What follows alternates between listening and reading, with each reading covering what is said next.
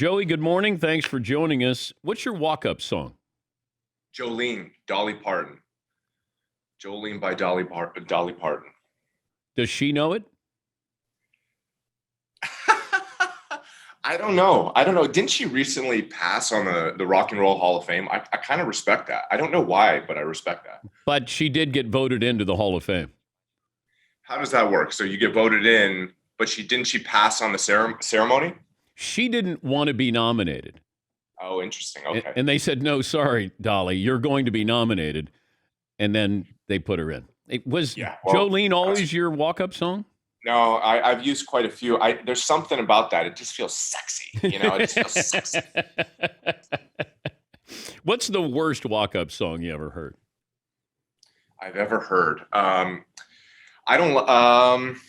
Wow. I walked out to a jingle from Saturday Night Live. I was wearing really tight pants during that time, and a lot of people were giving me a hard time. And there's a skit where Will Ferrell and someone else.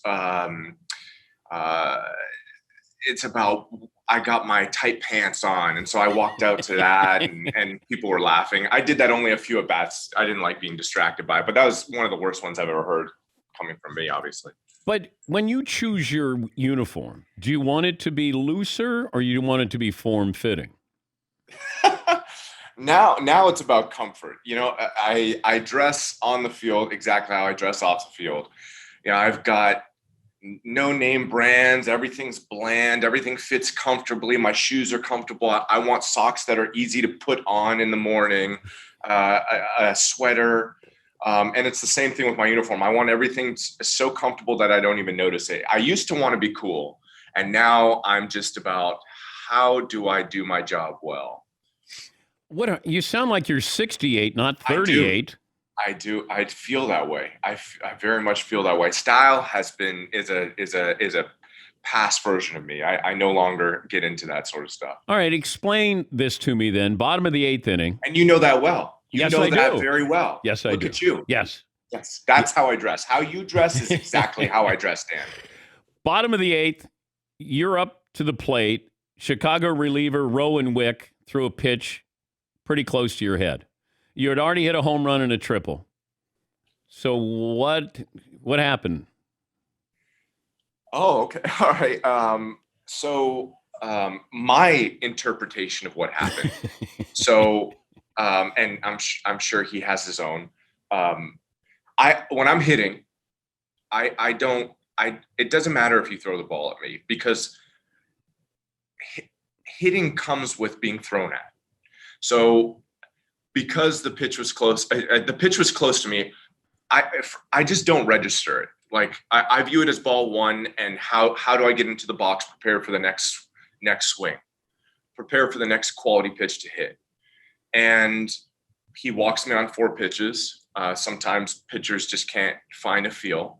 I never, ever during that at bat felt like I was being thrown at, or that there was any sort of aggressiveness. I just thought, just not as tight during that at bat. I'm going to go to first. And as I ran down to first, there's a rhythm to hitting and pitching.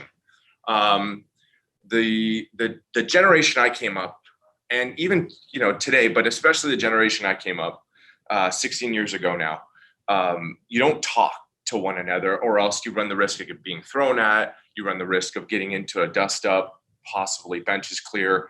You don't want to make enemies. You just want to do your job. And now this generation is kind of the same. There's a little bit more showmanship. But as I was running down first, I felt the rhythm of the pitcher-batter exchange. I felt like it was thrown out because he said something to me. And oftentimes pitchers and batters don't say anything to one another. So I reacted. I said something back to him. Well, he called you an MFer, right? Oh, you. I can read lips. I can read lips, Joey. You can read lips. Yeah. It's not a common experience, and so I reply with an uncommon. I don't usually say that. I want it. It's done. The at bat is so hard that just getting to first base is a success. You want to bask in that. But does this have to do with the bat flip? at a previous at bat? A bat flip. Yeah. Did you have a gesture? Okay. Uh, I think he's dominated me, to be honest with you, our entire, and he's so big that if the exchange, I started kind of talking to him, getting angry, and I was like, Joey, calm down. He's going to bear hug you and Zangief, pile drive you. This guy can slap you around in front of everybody. But he says to reporters after the game, Joey, that nice bat flip. I've got like 1,300 career walks. It's perfected by now. So, my take is thank you. Yeah, thank you. But then the back and forth, and I felt like there was a bit of an exchange, but we move on. This is part of it. This is what makes it fun. Competition is fun. When's the last time you went to the mound? Went to the mound? Yeah, or at least that direction. Never gone after a pitcher. Oh my God. I'm not trying to be embarrassed here. Are you kidding me? What am I, some kind of tough guy? I hit. I'm fine at that. I'm not a fighter. I mean, goodness, no, never been to a mound. I'm a coward. I'm gonna go out there and be embarrassed. If you were a pitcher, you could be a pitcher. You can't be a pitcher on your own team, but you can be any pitcher in baseball. Who would you want to be for one game? I love Clayton Kershaw. I'm such a, one of the classiest, most competitive. He toes that line of competitiveness, but then he's got a real grace to him. And I'd like to know what it feels to be the best pitcher of this generation in one of the most iconic uniforms in one of the biggest cities in the world. I'd love to know. I'm perfectly happy being myself, but in this hypothetical alternate universe where I am some other pitcher, Clayton Kershaw would be my choice. Do you care how you look when you strike out? Do I care how I look when I strike out? No, I do. It's true. Yeah, I do care. I do care how I look when I strike out, because if you strike out, you can roll. If you strike out in such a way that can breed future success, you can roll that into upcoming at bats. Or if there's a pitch that's probably outside of the zone that's called strike three, you can pat yourself on the back and say, I need to not swing at that pitch to be successful in the future. So the answer is yes, I do care. We're talking to Joey Votto, the Reds' first baseman, six-time All-Star, MVP back in 2010. What do you got, 2,000 hits? Something like that, at least that, yeah. What do you think you need for the Hall of Fame? I've been asked that question a lot over the last couple of years. I need people like you. It doesn't matter how many hits. I need people like you to not ask that question. In that, what do I need to be a Hall of Famer? I need Dan Patrick to say, future Hall of Famer Joey Votto, as opposed to what do you need? And so, do you think you're a future Hall of Famer? If you're asking me how many hits I need, the answer is probably no, if that makes sense. So I don't know, and I don't have a vote, and I'm really in a place in my career where I just want to play well. But if you're asking the question, how many hits do you need? The answer is maybe no. So it's an interesting answer. No, it's not. I mean, you listen to a long time members of the media, and their response is, does he feel like it? Okay, the answer is no. And if you're asking that question, then we just talked about Clayton Kershaw. Do you ask how many strikeouts he needs? No, he's a Hall of Famer. There you go. There you go. So the answer is maybe not. You might be the Hall of Very Good. Maybe. But I don't vote, and I sometimes I try to understand the criteria for what is a Hall of Famer and how Well, it's changed in generations.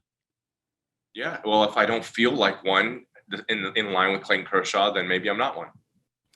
How do you keep the perspective of it's a long season the way you guys started out? You have to do your own job. Can you laugh it off? No. It's we started 3-22. There's no laughing about that. Is there crying? There's some moments. Where you're driving to work and you're slamming the wheel, or you're thinking, why isn't this easier? But no, it wasn't a good start. There's no laughing. Now that was funny. So you broke the tension there. Yeah, that was funny. Instead of crying, you laughed. You laughed. Yeah. But do you take on a different role as the veteran, the leader of this team, of letting the younger players know, hey, we got a long season? In my behavior. You're not a talker?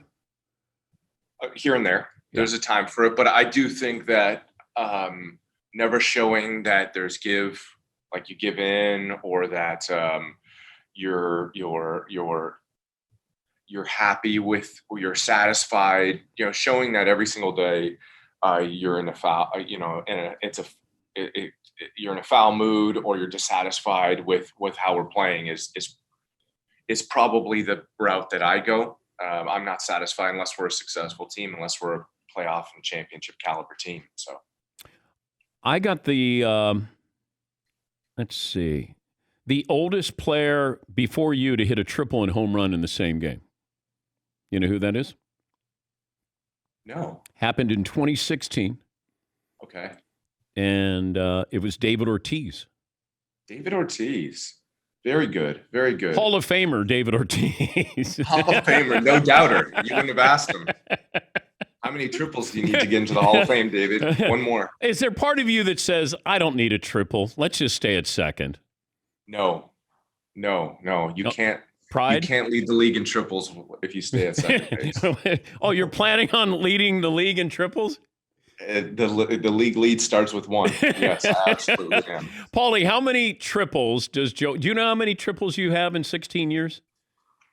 I guess probably 20, maybe 15. No, maybe 20, 25. All right.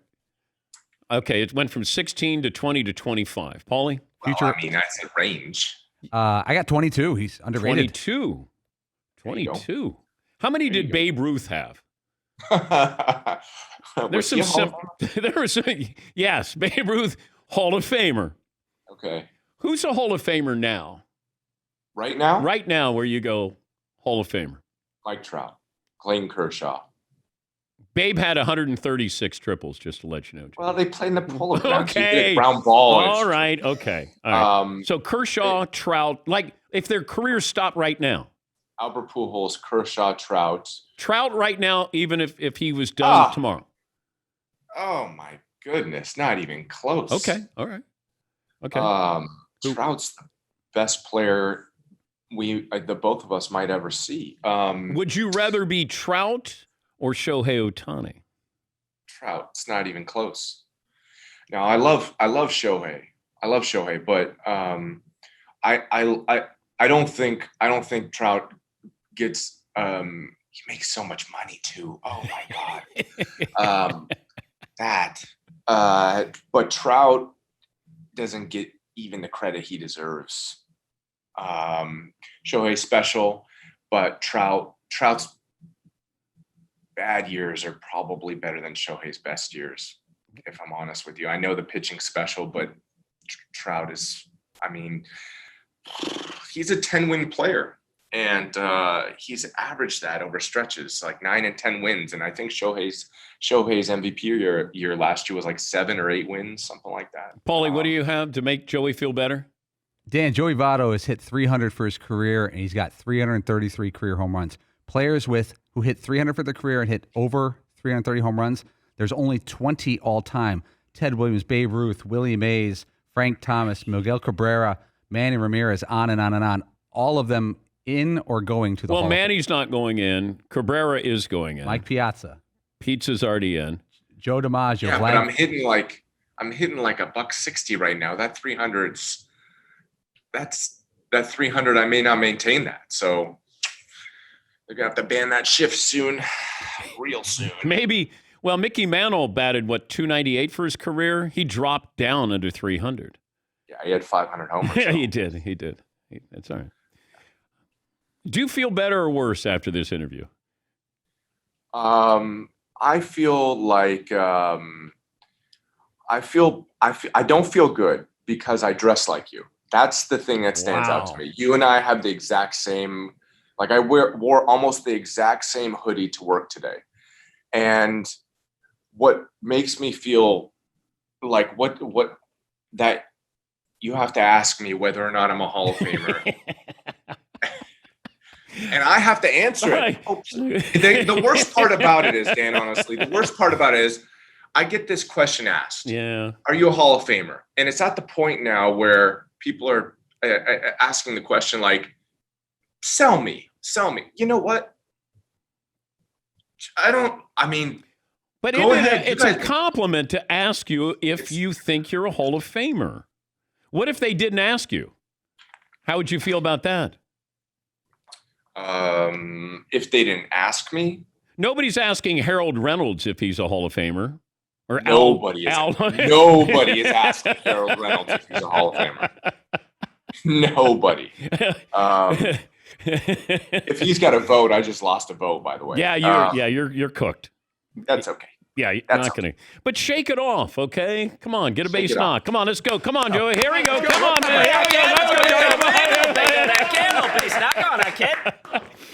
Does that ever help when somebody says, come on, baby, come on, let's go. Come on, little bingo. Come on, you can do it. No, it doesn't help. No. Walk's as good as a hit. Come on, Joey. Let's go. And it's not. It's not as good as a hit. No, a hit is a hit. A hit is a hit. Yeah. A walk? No doubt. A walk sucks. A walk it's so passive. Hey, nice walk.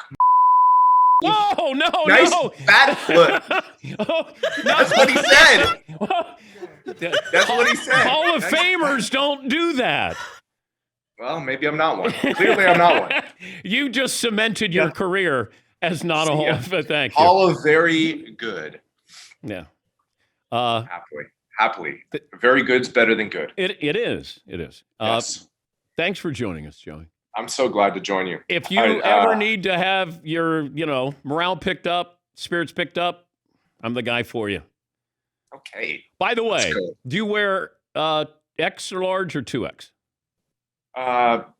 Extra large. Extra large? Yeah. I'm sending you hoodies. Okay. All right? Very good. I'm going to send you it's Link Soul that I wear. I'm sending you a pile of hoodies that you can wear. And maybe you just wear the hoodies and nothing else, and you think of me, okay? Okay, very good. Okay, sounds good. I can't wait to hear. Thank you, Joey. Thanks, Dan. That's a future Hall of Famer, Joey Votto, joining us on the program. Hall of Fame interview. Golly, he's funny. I undersold him when I said he's a great interview.